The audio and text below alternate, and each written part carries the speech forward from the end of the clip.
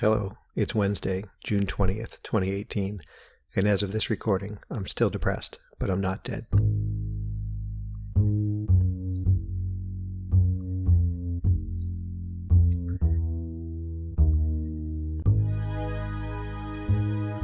Hey guys, welcome back to the show. I had a few minutes here to record a podcast before Nora gets home today, and I wasn't quite sure when I'd be able to get one recorded over the next few days, even through the weekend. We originally were going to be receiving our containers of all our belongings next Wednesday, the 27th, and we were fortunate enough that they've arrived early, and we're going to get them tomorrow, Thursday, the 21st. So that's really good news. The kids have been sleeping on air mattresses. Nora and we slept on an air mattress the first night, I think it was. And then we started getting bits and pieces of beds that we had purchased for my two little ones. One of the big reasons why we moved down here was to be closer to them, and we want them to have a place at the house that they call their own. So we got these two beds. And so Nora and I have been fortunate enough to sleep on twin beds for the past couple nights. But for sure, it'll be nice to have our furniture, have proper dishes, a couch, a dining table, somewhere to sit and eat instead of standing at the counter. So that's all starting up tomorrow. Hopefully we've got a couple of handymen that we set up through U-Haul to help us unload some of the heavier stuff, and hopefully the containers will arrive and I will be able to get through a good deal of it before they arrive, so I can identify where the heavier items are, so that we can take full advantage of their 2 hours of help for us. So yeah, that's what's going on. That's why there's a short podcast coming out right now. Just wanted to touch base, say hey to you guys, see how everybody was doing. Just fill you in on what's going on with me. And let's get into it a little bit here.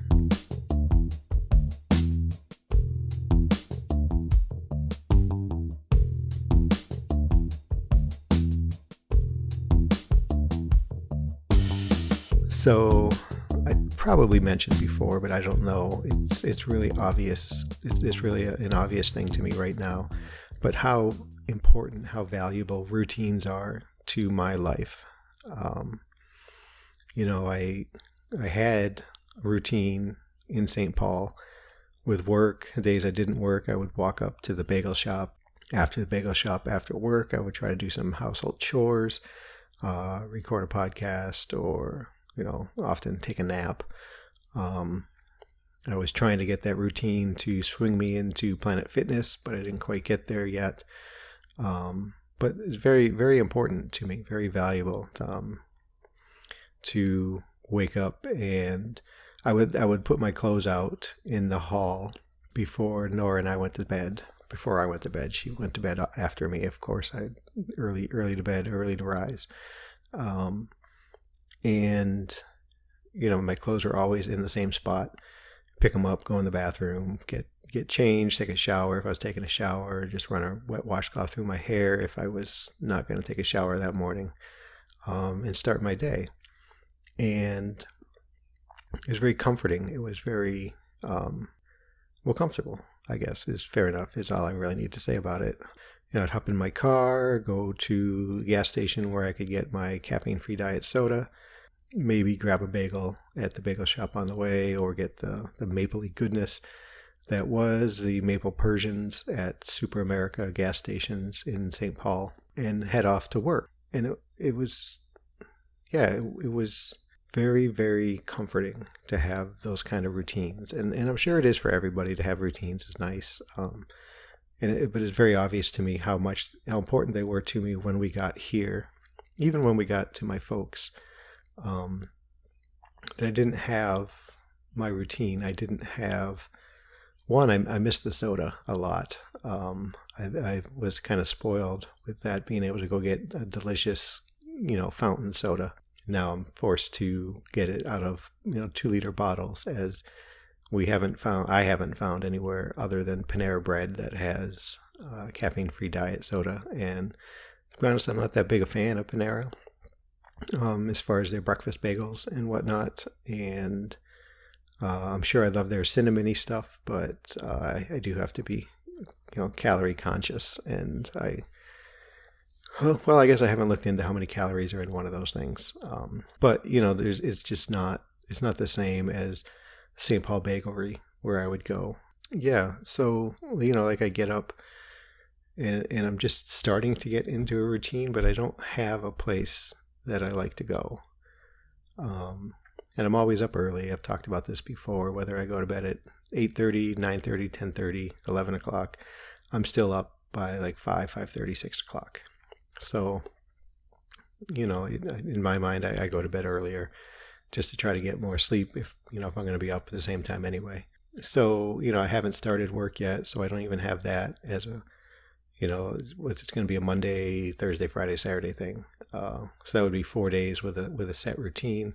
I guess I'll probably be getting some kind of travel cup so I can fill it up with soda in the morning and have it for my drive to work. Yeah, so I'm kind of getting off track here, but it's been very noticeable to me how uncomfortable and how on edge I've been every morning that I've gotten up, not having, my computer to, my desk computer where I did a lot of my correspondence with people. Don't have that. I don't feel comfortable in the morning responding to emails because I just feel so off and I can't. It's very hard for me to communicate with the feeling that I was going through. So yeah, routines are very important, and I truly am at a loss without them. And I guess that ties into my difficulty in deciding on things to do, right? If all of a sudden I don't have a routine to follow, which basically makes those decisions for me on what I'm going to do, I'm forced to try to come up with a plan on my own. And I struggle so very much with that. And yeah, I find myself, and also I've been waiting around a little bit here at the house for the internet guy to show up. And what else did I wait on? I waited on the internet guy for like 6 hours. That was a pain in the butt. And then I was waiting. Gosh, I can't even remember. Monday I waited, Tuesday I waited. This morning I didn't have to wait. No, this morning I did have to wait. The internet guy had to come back. Tomorrow I'll be waiting around for the containers to show up. And, for anyone that would just be tough in a house where there is nothing. So, yeah, I've just been aimless JP for the past, week and a half, I guess. And hoping to hear back from my boss. I've emailed her and left her a voicemail, but I haven't heard back from her yet. And start day is coming up pretty soon, next Tuesday. I am looking forward to that, to kind of give myself something to be doing. I'm looking forward to the work. So, yeah, there's that. One thing that is very obvious here in at least the apex area of North Carolina, and I assume a lot of North Carolina and the South in general, right, is that people are just so friendly. And, if I'm out in the driveway and people drive by, they wave. If there's people walking by, they say, hello, good morning, good afternoon, whatever the case may be. It's really pleasant. And I enjoy it as far as the people passing by saying, hello, how you doing? It's when they want to stop and chat that I have big problems. I met my next door neighbor. Can't remember her name, can't remember her dog's name, can't remember her daughter's name that she told me about. Because the whole time we were chit-chatting, I was paranoid of her seeing me for who I think I am. And I don't want our new next door neighbor to have that bad opinion of me, right? So we chit-chatted for a little bit. I can't even remember now what we talked about. Probably the kids and where we came from and whatever. And she was a very nice woman and said, anything that you need, come on by. And turns out our garage was a disaster and, a dirty floor. And I'm planning on using that space liberally with our stuff when it shows up tomorrow. And I want to be able to walk through there and so everything is settled in there, and then be in the house and walk out and walk back in without tracking in dirt. So I needed to borrow a broom, and I thought, well, I do remember her saying, "Hey, anything you need, come and get it." So I went over, knocked on the door, and it was like 10 minutes of chit chat, and it's very, very difficult for me. I've made the decision that I'm going to try to be more social now that we're here.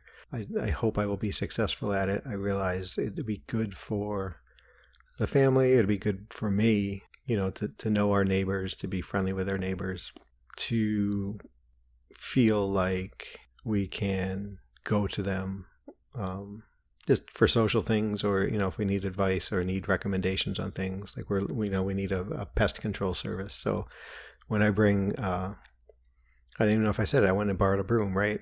When I bring the broom back, I'm going to ask the woman whose name I don't know if they use a pest service and if they would recommend them. And that's going to be huge for me, to ask a stranger that kind of stuff. That something so, in my mind, so personal as the condition of our home. And in the past, I wouldn't want anybody to know that I was looking for pest service.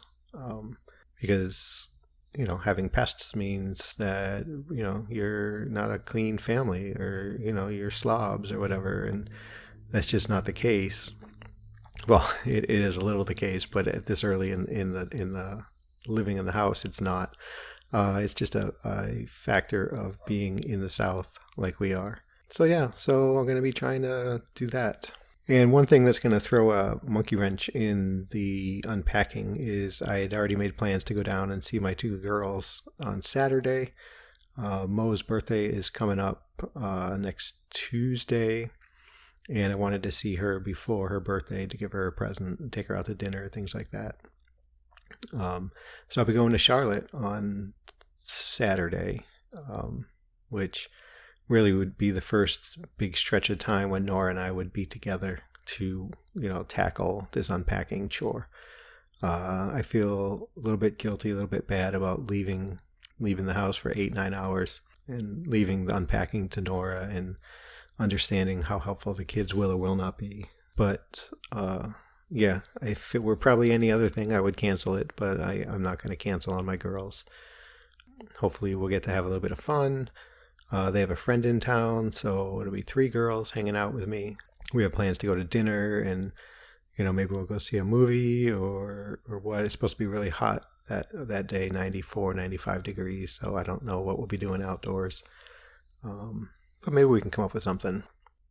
So the being in North Carolina is already paying off, as I'm going to get to see my girls for a day, right? 2.5 hour drive, hang out with them for the day, 2.5 hour drive back, and bang, and I did it. And that's fabulous. And I'm so excited about it.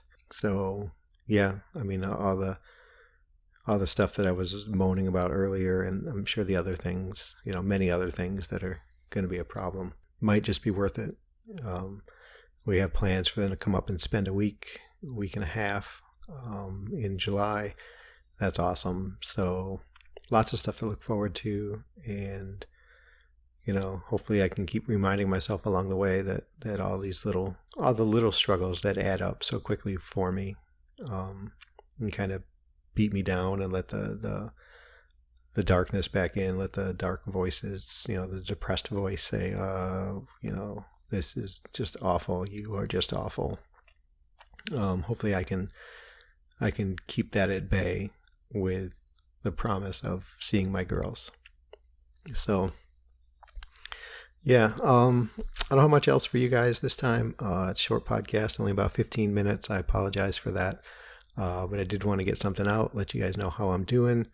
Let me remind you, you can email me, jamoalki@gmail.com. Hit me up on Facebook, facebook.com/jamoalki, @jamoalki on Twitter, www.jamoalki.info. That's JAMOALKI. Or you can text me at 248-648-1419. And folks who I've been neglect to email back, I apologize. I'm going to try to get on that tomorrow morning if I make it out for bagels somewhere. text messages. There's a few folks. Squid, if you're out there, I hope you're doing okay. So yeah, please hit me up. Let me know how you're doing. Let's have a conversation. Let's be friends. It's just amazing the people that I've met through this podcast, and I'd like to meet more. So please, if you're so inclined, go ahead and reach out to me. And if you can, leave a review on iTunes, 5-star review if you think it's warranted. But keep leaving reviews will help other folks find the podcast. And that's really my goal here, is to get my voice out to more folks who might find some comfort in hearing my version of mental illness with depression and avoidant personality disorder and dysthymia. So yeah, guys, I hope you're all doing well. I'll talk to you soon. Be safe and be well.